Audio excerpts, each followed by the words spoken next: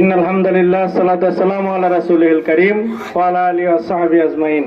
বাংলাদেশ জামায়াত ইসলামী কেন্দ্র ঘোষিত কর্মসূচির অংশ হিসেবে 1 আগস্ট সারা বাংলাদেশে গণ মিছিলে পূর্ব সমাবেশে আজকে হালুয়াঘাট উপজেলা জামাত কর্তৃক আয়োজিত এই সংক্ষিপ্ত সমাবেশে উপস্থিত আছেন আজকের এই অনুষ্ঠানের সংগ্রামী সভাপতি জননেতা আলহাজ মোয়াজ্জেম হোসেন মাস্টার, উপস্থিত আছেন এই জুলাই অভ্যুত্থানের শহীদ রাজুর গর্বিত পিতা বাংলাদেশ জামায়াত ইসলামীর বিভিন্ন পর্যায়ের নেতৃবৃন্দ এবং কর্মী ভাইয়েরা, সকলকেই জানাই আন্তরিক শুভেচ্ছা এবং অভিনন্দন।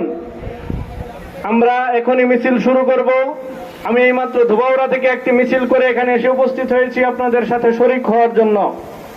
তো যেহেতু আকাশের অবস্থাও খুব বেশি ভালো না, আমি খুব লম্বা কথা বলবো না, আমাদের নেতৃবৃন্দ অনেক কথা বলেছেন। আমি শুধু আজকে আপনাদেরকে স্মরণ করিয়ে দিতে চাই এবং যারা ক্ষমতার মসনদে আজকে অধিষ্ঠিত হয়েছেন তাদের উদ্দেশ্যে বলতে চাই, এই আগস্ট মাসের এই দিনে এই সময়ে বাংলাদেশ জামায়াত ইসলামী এবং ইসলামী ছাত্র শিবিরকে নিষিদ্ধ ঘোষণা করা হয়েছিল। আল্লাহর পরিকল্পনা হচ্ছে সবচাইতে নিখুঁত এবং নির্ভুল পরিকল্পনা।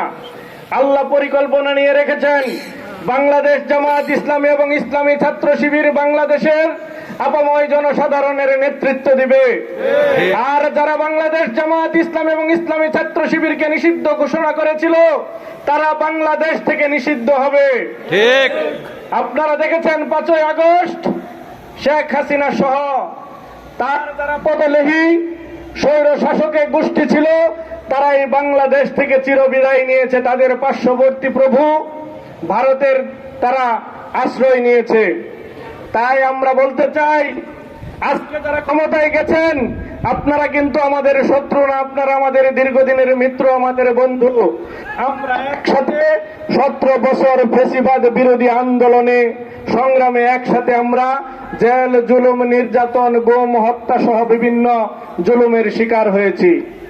আমরা যেভাবেই হোক আপনারা ক্ষমতায় গেছেন, আমরা চাই যে আপনারা ভালোভাবে ক্ষমতা চালান। 5ই ফেব্রুয়ারি যে নির্বাচন হয়েছিল, 12ই ফেব্রুয়ারি যে নির্বাচন হয়েছিল, সেই 12ই ফেব্রুয়ারির নির্বাচনে বাংলাদেশের মানুষ কাদের পক্ষে রায় দিয়েছিল এটা সবাই জানে।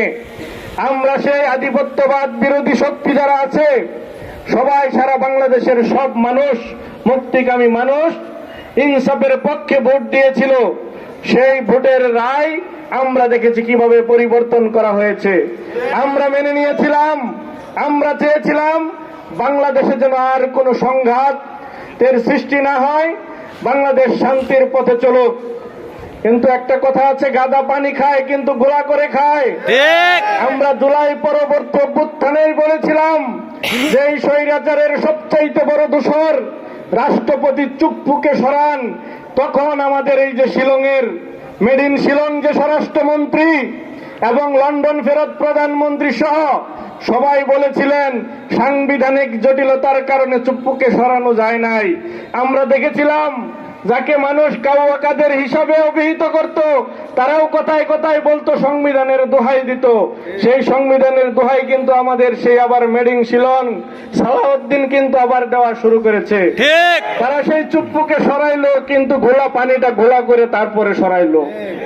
আমরা আবারও আপনাদেরকে বলতে চাই, সাবধান করতে চাই, হুঁশিয়ার করতে চাই যে অবিলম্বে 70% মানুষ যেই গণভোট দিয়েছে, জুলাই সনদ বাস্তবায়নের পক্ষে ভোট দিয়েছে, অবিলম্বে সেই গণভোটের রায়কে এবং জুলাই সনদকে বাস্তবায়ন করুন।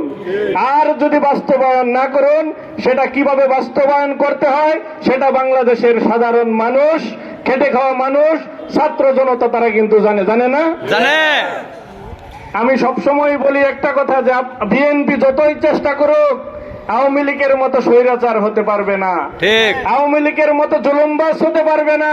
সুতরাং আওয়ামী লীগের যেহেতু শেষ রক্ষা হয় নাই, খুনি হাসিনার শেষ রক্ষা হয় নাই, আপনারাও কিন্তু শেষ রক্ষা পাবেন না। তাই ভালোই ভালোই আপনারা দাবি মেনে নেন, ফাঁসির রায় কার্যকর করুন, যারা বাংলাদেশে আছে তাদের রায় কার্যকর করুন, শেখ হাসিনা সহ যারা বিদেশ পালিয়ে আছে তাদেরকে বাংলাদেশে ফিরিয়ে এনে তাদের শাস্তি নিশ্চিত করুন এবং জুলাই সনদ বাস্তবায়ন করুন। এই মেডিং শিলন সালাউদ্দিন সাহেব বলেছেন যে আমরা তখন নির্বাচন যেন তাড়াতাড়ি হয়, এই জন্য তখন আমরা জুলাই সনদে স্বাক্ষর করেছিলাম, বলে নাই? সত্য কখনো গোপন থাকে? এটা তাদের মুখের কথা, তারাই স্বীকার করেছে যে আমরা তখন মেনে নিয়েছিলাম। যেভাবেই হোক আপনারা সাইন করেছেন, আর আমাদের এনসিপির ভাইয়েরা তারাও সেদিন বিরোধিতা করেছিলেন যে না, আমাদের ইলিয়াস ভাই বলেছেন যে দুইটা ভোট যেন একসাথে না হয়, জাতীয় নির্বাচনের ভোট এবং গণভোট দুইটা যে একসাথে না হয়। বাংলাদেশ জামায়াত ইসলামী যেটা আগে বোঝে, সাধারণ মানুষ এবং বাংলাদেশের অন্যান্য রাজনৈতিক দল সেটা পরে বুঝে, এটা বারবার প্রমাণিত হয়েছে। তাই সেদিন যদি আমাদের পক্ষে থাকতেন, আজকে আমরা দেখতে পাচ্ছি এনসিপির নেতৃবৃন্দের উপরে কিভাবে আবার নির্যাতন করা হচ্ছে, জুলুম করা হচ্ছে, তাদের উপর হামলা করা হয়েছে। একটি ছোট্ট ছেলে, তার চোখ উপড়ে ফেলা হয়েছে, চিরদিনের জন্য তার একটি চোখ নষ্ট করে দেওয়া হয়েছে। জনাব তারেক রহমান, আপনারও সন্তান আছে, আমরা আপনার কাছে অনুরোধ রাখবো, আর কোন মায়ের বুক খালি করবেন না, কোন সন্তানের অঙ্গহানি করবেন না। আজকে যে আমার পাশে দাঁড়িয়ে আছে শহীদ রাজু, সে কত হতভাগ্য পিতা, সে তার সন্তানের লাশটা পর্যন্ত পায় নাই। অধিকাংশ শহীদরা তার সন্তানের লাশ পেয়েছে, সে কবরের পাশে গিয়ে দোয়া করতে পারে তার সন্তানের জন্য, কিন্তু উনি এমন হতভাগ্য পিতা যে তার সন্তানের লাশটা পর্যন্ত পায় নাই। সন্তানের কবরের পাশে যে সে তার সন্তানের জন্য দোয়া করার সুযোগ পায় না। তাই আমরা আজকে বিএনপিকে আবারও বলতে চাই, আপনারা গণভোটের রায়ের পক্ষে থাকেন, জুলাই সনদ বাস্তবায়ন করেন, আমরা আপনাদেরকে সহযোগিতা করব। আমরা চাই আপনারা 5 বছর দেশ ভালো করে চালান। আর যদি আপনারা তালবাহানা করেন, এই দাবিগুলো মেনে না নেন, তাহলে কিভাবে সেই দাবি আদায় করতে হয় সেটাই বাংলাদেশের মানুষকে আমরা সাথে নিয়ে সেই রাস্তায় আমরা হাঁটা শুরু করব। তখন কিন্তু আর আপনাদের শেষ রক্ষা হবে না। তাই আসুন আমরা সবাই আগামী দিনে বাংলাদেশ জামায়াত ইসলামী 11 দলীয় ঐক্যজোট যে আন্দোলনের সংগ্রাম কর্মসূচি ঘোষণা করবে, প্রত্যেকটা আন্দোলন সংগ্রামে আমরা শরিক হব। আগামী 5 তারিখ 11 দলের উদ্যোগে বিক্ষোভ সমাবেশ হবে। আপনাদেরকে দায়িত্বশীল বৃন্দ জানাবেন কোথায় কিভাবে প্রোগ্রামে উপস্থিত হবেন, সেই আশাবাদ ব্যক্ত করে সকলকে অসংখ্য ধন্যবাদ জানিয়ে আমার কথা শেষ করছি। আল্লাহ হাফেজ। বাংলাদেশ জিন্দাবাদ, বাংলাদেশ জামায়াত ইসলামী জিন্দাবাদ, ইনকিলাব জিন্দাবাদ।